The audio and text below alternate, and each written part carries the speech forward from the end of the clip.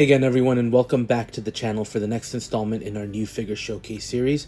In this case, it is, again, a retro episode where we take a look at a new figure that I've had in the collection for a while, but I've just never unboxed. So today, we're sticking with the tried and true Marvel Cinematic Universe and taking a look at the Wasp figure, based on her initial appearance, I guess, in the costume in Antman and the Wasp, the sequel to the original Antman movie. So look, needless to say, in the comics, and I would argue more so in the comics, Wasp is a pivotal member of the Avengers. I don't think she's been as pivotal in the MCU, but I think the character itself has been critical in the Ant-Man and the Wasp movies in particular. So always nice to have a new character we haven't gotten before introduced into the collection. So there have been now 2 Wasp figures since this was issued. This one and then the one from Ant-Man and the Wasp Quantumania, which I actually did not get. Not because I didn't like the movie, but I thought the suit was... I wasn't particularly thrilled with that suit. I may go back and try to hunt her down at some point, but for now I had definitely chosen to pass on her. But there's an opportunity to get the one from the second movie in the series. Ant-Man and the Wasp, I don't think is top tier Marvel. I think you've got your top tier Marvels like Captain America, Winter Soldier, Civil War, Thor Ragnarok I would put up there. Obviously Avengers, the original, and then Avengers, Infinity War and Endgame, Black Panther. Those would be kind of your top tier. This definitely falls more in, it's entertaining. I enjoyed it, but it's not pivotal viewing. I think except for the final moment where we realize that this takes place within the time frame of Avengers Infinity War, and the end credit scene and the end moments are definitely pivotal to what's to come in Avengers Endgame. So as a character too, though, I do like that the Wasp has that confidence that Ant-Man does not have. She's got the experience. She looks like the more grizzled combat veteran. She doesn't have the sense of humor that Scott Lang does. So it's a great juxtaposition to that character, and I do like the design of it. So jumping into what accessories we get with this figure, you get the standard set of hands, nicely detailed here. They're gloved, they're pre-posed to hold the very limited accessories that we do have, basically the discs that enlarge or reduce things in size. And then you do get that pattern on them, which is really nicely done, and they're pre-posed. Again, hands look good, they serve a purpose, and Hot Toys didn't drop the ball on them, which is good. Then you do get this alternate backpack connector. So obviously one is with the wings deployed, and the other is with the wings kind of tucked into the back of her suit in the reduced size version. So nice to have those 2 options, but for me, a character like Wasp, the wings are essential, so that's how I'm kind of choosing to display her. For a version when you use the unmasked sculpt, you do get this, I guess the oxygen mask, so to speak. It tucks in nicely in the back of the sculpt, so they give you all the pieces and the elements required to recreate the looks, and I like that Hot Toys gives you that attention to detail. You do also, as is the norm with a lot of these figures, get the little version of Wasp. Right, since they are reduced. We've seen this with Ant-Man. They're really nice. They're super small, so you got to take care not to damage them or not to lose them. But given the reduction in size is critical to the movies, it's nice to have these, and this one looks really nice with the wings as well.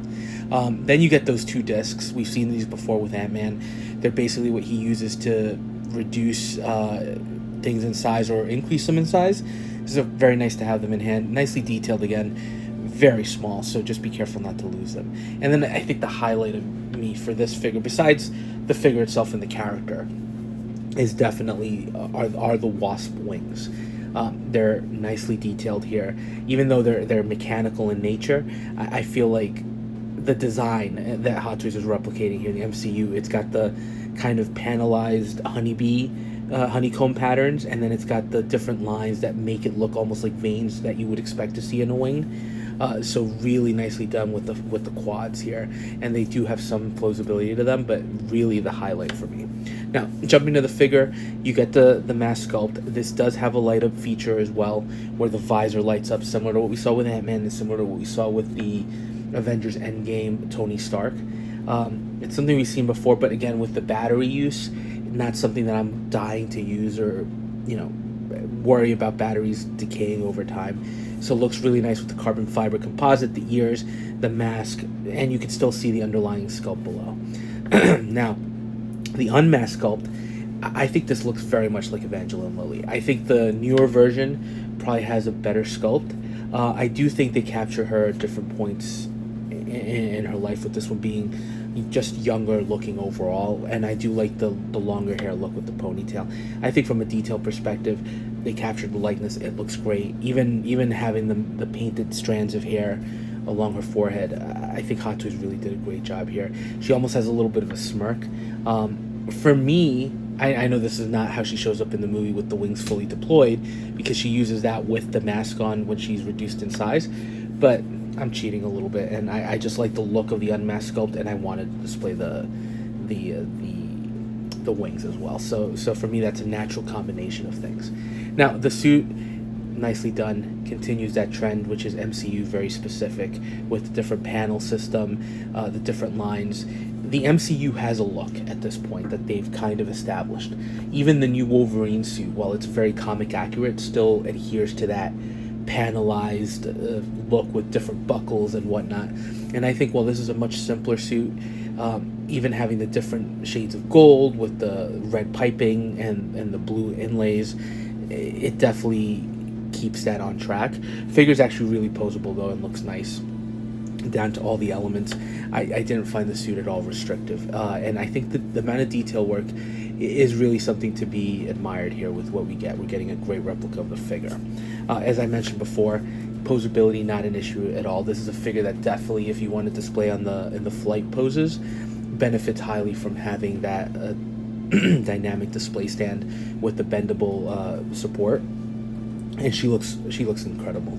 I love opening figures that I've had for a while and kind of enjoying them with the unboxing process. I've seen the videos before. I know other people have done it, so I don't expect that many people to watch this, because it is very old. But for me, it's an opportunity to kind of play with the figure and pose it up a little bit, and I'm definitely glad that I had this one. And actually, the more I look at this, the more that I'm tempted to jump in and try to get that version, the newer version from Antman and the Wasp, Quantumania. I think the suit is different. The colors are more vibrant. Obviously, it has a different sculpt, but I really do enjoy it, and I like the posability that you can get with this, from different flying poses just to the more museum pose standards. There's a lot to like here, and I think as a character too. The Wasp, again, if you're into the Marvel Cinematic Universe, you know how important she is a character, so it's great to have this version in hand. So I really loved it. I think she turned out great, and I'm thinking about picking up the other one. But let me know your thoughts, and we'll touch base on the next one.